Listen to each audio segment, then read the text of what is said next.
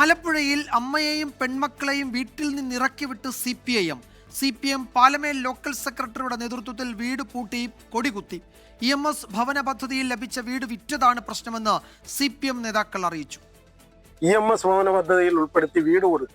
ഇത്രയും കാലം അയാൾ താമസിച്ചു വരികയായിരുന്നു. അവര് ഇത് മറ്റൊരാൾക്ക് കൈമാറാൻ പോകുന്നു, വിൽക്കാൻ ശ്രമം നടത്തുന്നു എന്നറിഞ്ഞപ്പോൾ വാങ്ങിക്കാൻ പോകുന്ന ആളെയും വിൽക്കാൻ പോകുന്ന ആളെയും വിളിച്ചു വരുത്തി അങ്ങനെ കൈമാറ്റം ചെയ്യാൻ നിങ്ങൾക്ക് അവകാശമില്ല എന്ന് ഗവൺമെന്റ് ആവശ്യപ്പെടുന്നു, അന്ന് തിരിച്ചു കൊടുക്കണമെന്നുള്ള നിലയിലാണ് അതിനകത്ത് എഴുതിയിട്ടുള്ളത്.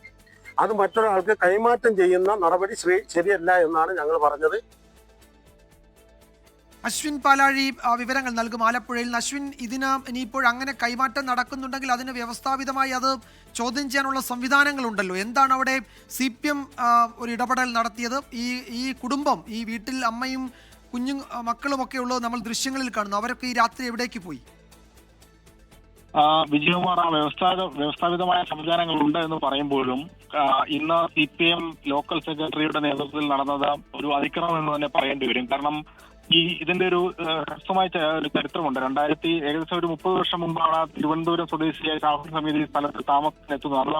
അതൊരു കനാൽ പുറമ്പോക്കാണ്. അതിനുശേഷം 2006-ൽ VS അച്യുതാനന്ദൻ സർക്കാർ ഈ കനാൽ പുറമ്പോക്കിൽ താമസിച്ചിരുന്ന ആളുകൾക്ക് ആ സ്ഥലത്ത് സർക്കാരിന്റെ പദ്ധതിയായ EMS ഭവന പദ്ധതി പ്രകാരം വീടുകൾ നൽകി.